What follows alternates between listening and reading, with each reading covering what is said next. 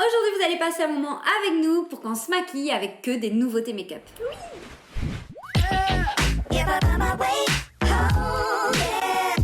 Donc on va commencer avec le Nymph Body Highlighter de chez Huda Beauty, donc le grand concurrent évidemment des Body Lava de chez Fenty Beauty. Oui. Nous on a décidé d'utiliser celui-là, c'est vrai que les Fenty on les a pas encore vraiment testés, plus tard j'imagine, entre autres pour moi.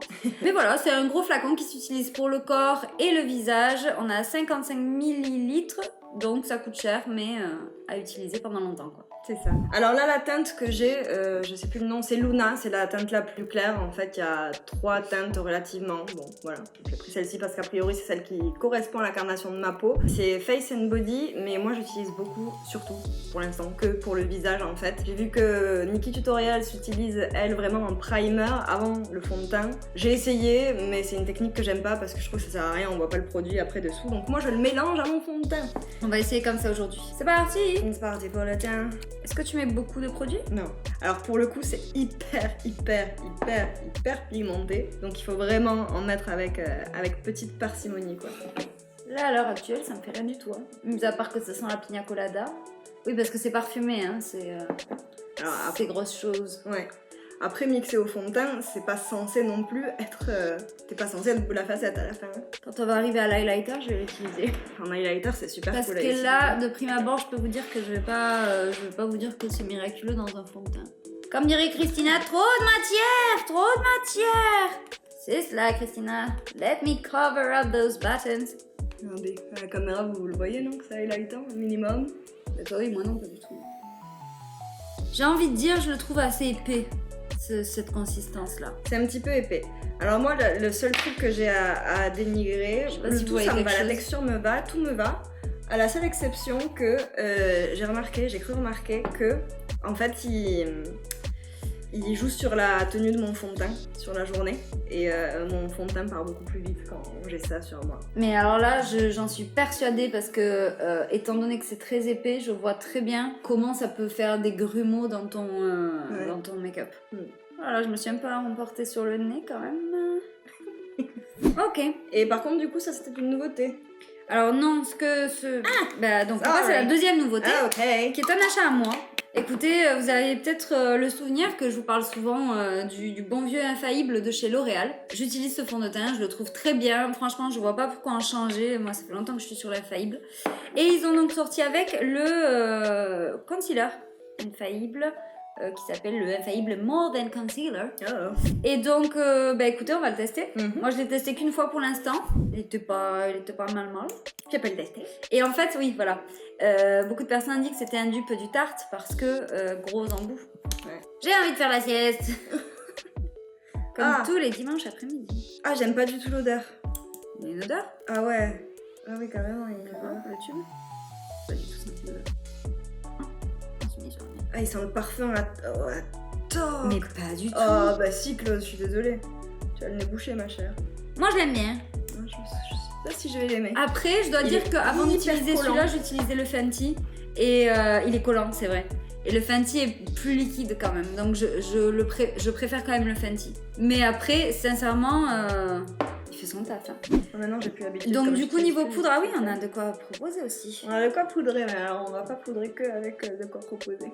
Alors, l'autre produit que nous avons à proposer aujourd'hui, c'est la poudre Do You de chez Too Faced, donc de la collection Do You, qui est la collection qui se veut être un peu glowy, glossy, santé, bonne mine, fruitée, tout ce qu'on veut, voilà. Cette collection est sortie il y a 1 an, mais elle n'était pas disponible en France, et là c'est en train d'arriver petit à petit chez Sephora.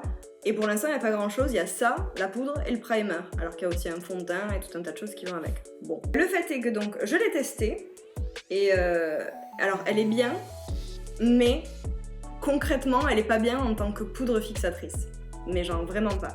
Donc elle est censée avoir un fini satiné en fait et highlightant aussi, donc ça elle l'a.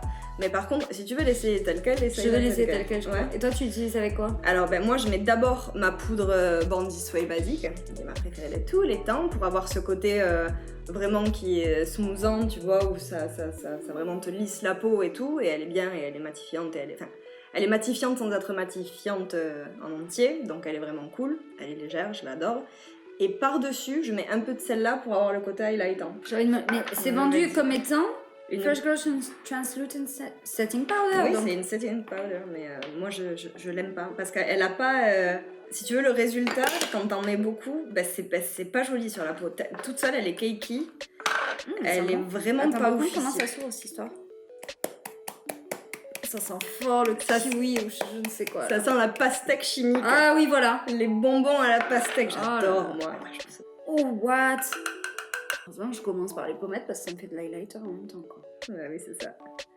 C'est pour ça en fait que je dis ça. Je ne sais pas si vous voyez quelque chose. En fait, elle a un tout mini reflet effectivement glowy. Oui, glowy, on peut dire ça. Rosé brillant. Si, il y a un petit truc, mais ça se joue en finesse hein, quand même. C'est pas. Oui. C'est exactement ça se joue en finesse. Ça fait plusieurs jours que je me fais le combo avec le Huda plus mon fond de teint qui lui aussi est déjà un petit peu glowy et que je mets un primer qui est aussi déjà un petit peu highlightant. Plus ça, et moi j'aime beaucoup le rendu que ça fait. En vrai, ça fait vraiment une peau... en fait ça highlight mais ça fait pas boule à facette non plus, tu vois, ça fait juste joliment doux. Tout ça pour dire que en soi elle est pas mal, mais elle se suffit pas elle-même, moi je trouve. En tout cas, elle est moins bien que le Born This Way, ça ouais. c'est clair. La Born This Way, elle est vraiment trop bien. Je sais que vous en parlez toute ma vie, mais elle est vraiment trop bien. Alors, on a juste fait les autres étapes vite fait jusqu'à la prochaine nouveauté hors caméra. Du coup, on vous évite ça. C'est toujours mieux, laisse. Donc nous rentrons sur les yeux. Oui, tout à fait. Ah, attends, j'ai juste pas mis d'highlighter. C'est peut-être un piqué. Alors, donc prochain produit, c'est encore du Too Faced. Voilà, je me suis lâchée sur du Too Faced dans ce truc. Donc, c'est les nouveaux Shimmering Eyeshadow Veil de chez Too Faced. Donc, perso, j'ai vu la pub nulle part. C'est les Crystal Whips. Oui, c'est ça. Crystal Whips, ouais, c'est ça. J'ai pas vu la pub du tout. Et par contre, j'ai vu sur Sephora, j'ai dit ah, ça a l'air trop bien. Moi, j'ai vu sur Instagram. Et du coup, je l'ai acheté. Voilà. On va le tester aujourd'hui, mais je peux d'ores et déjà vous dire que c'est sympa, mais c'est pas le meilleur truc du monde. Et est-ce que ça vaut son prix? Peut-être pas. Moi, ça fait un moment que j'ai pas acheté du Too Faced parce que je trouve qu'il tourne un peu en rond en ce moment quand même. Alors là, pour le coup, je pense qu'ils sortent ça parce que on vous disait dans une de nos dernières vidéos que la trend qui vient pour cet été, c'est vraiment le glowy à toutes les sauces. Et ça vient dans ce truc-là. C'est très bien pour un jour où vous avez pas trop envie de vous maquiller. Vous prenez ça, vous le mettez sur les yeux, ça vous fait de l'highlight sur les yeux. C'est très joli, c'est très bien. Voilà, c'est un fard crème highlight. C'est plus de cet ordre-là. C'est pas pailleté, hein. En vrai, c'est pas pailleté. C'est vraiment highlight. Ouais, c'est irisé, highlighté. Donc voilà, comme je vous dis, pour un maquillage où vous voulez juste vous mettre un truc sur les yeux, c'est très bien. Maintenant, si c'est pour faire un maquillage plus poussé, je pense qu'il y a mieux comme produit que ça, voilà, qui existe. You wanna try it? Écoutez, moi du coup, je vais, pour vous servir, je vais le tester en tant que, admettons que j'ai plus que 10 minutes pour aller au travail. Moi, je vais essayer de faire un truc légèrement, un petit peu plus travaillé. Moi, je vais partir sur un truc un peu beach. Alors là, clairement, Léo... Oui, pas trop... On est d'accord que là, c'est un flop total. C'est quand même irisé quoi, après on va pas se mentir, c'est quand même irisé. Alors, sur je vais essayer de repoudrer mon... Ouais, mais à ce prix-là, je mets mon highlighter sur l'œil. Oui. C'est vrai que en fait c'est ça qui est reprochable à ce produit, c'est que c'est vraiment très cher par rapport à ce que c'est en fait. Après la différence aussi que c'est du liquide et du coup ça garde ce côté un petit peu hydraté que n'ont pas nécessairement les poudres. Oui mais alors dans ce cas ça veut dire qu'il faut pas du tout le travailler? Parce que dès que je fais ça en fait c'est là que ça s'en va. Moi je te conseille de pas le travailler pour le coup. Je sais pas si c'est fait ou pas pour être travaillé. Parce que là tu vois je l'ai tapoté. Mais moi je te conseille de ne pas le travailler du tout pour le coup. On va refaire sans travailler, écoute.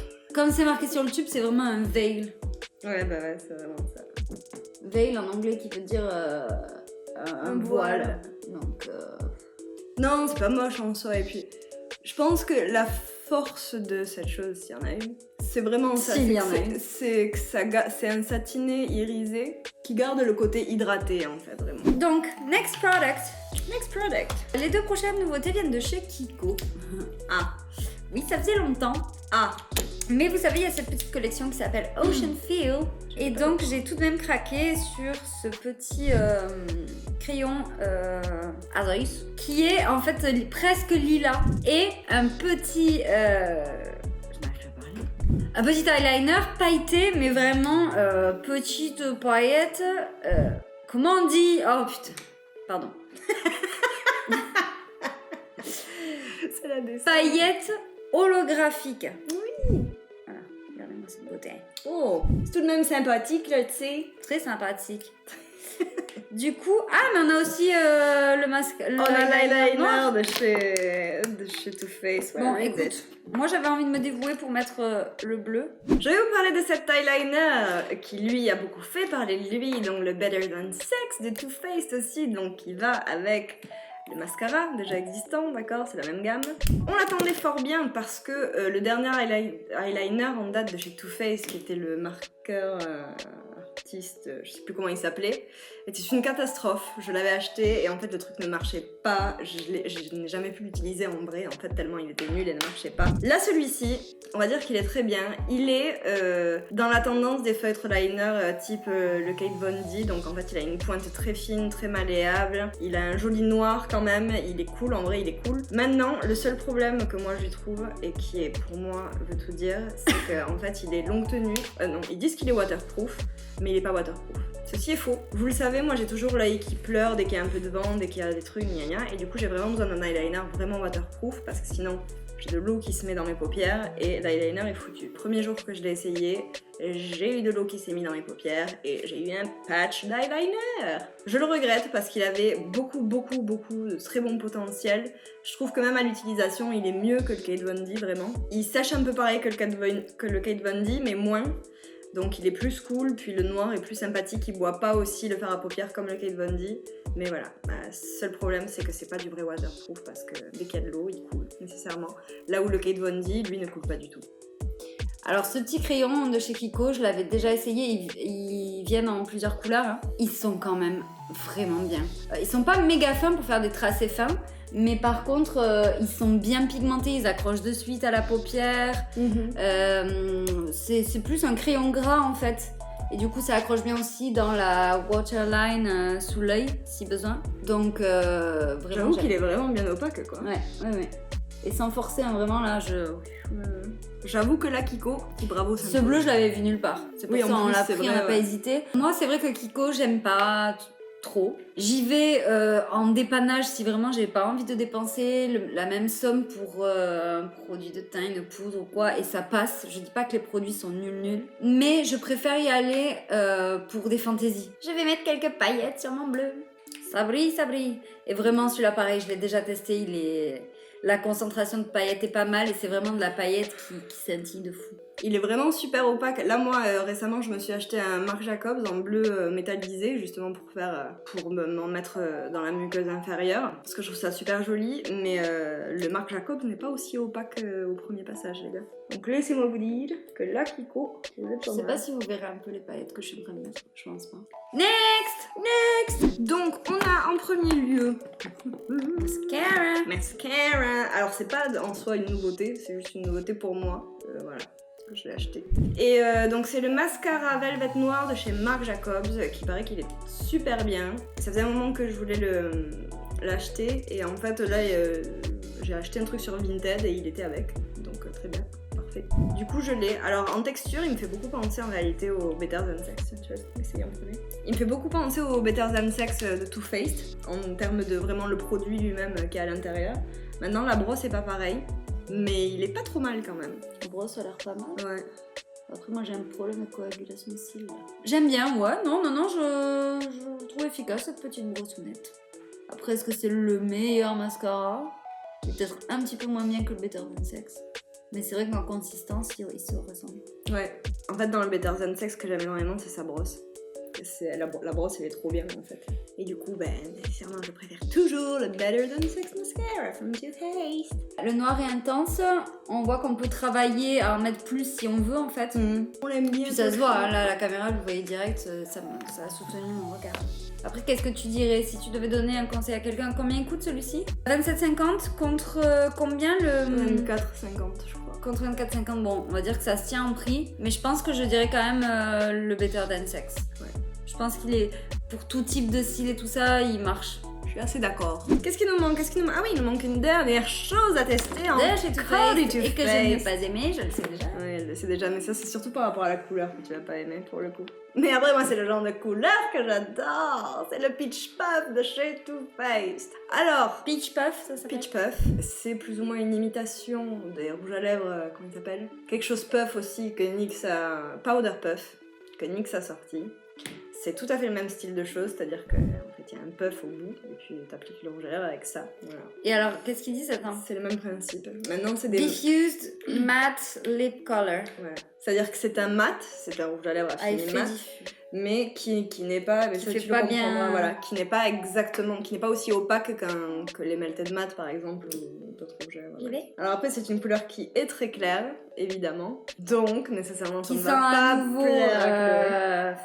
La pêche, bah ça fait partie aussi de la collection Peach pour le coup. On se passera de son avis, d'accord? On est d'accord, voilà. C'est mon rouge à lèvres de quand je suis malade. Quand je veux avoir l'air malade.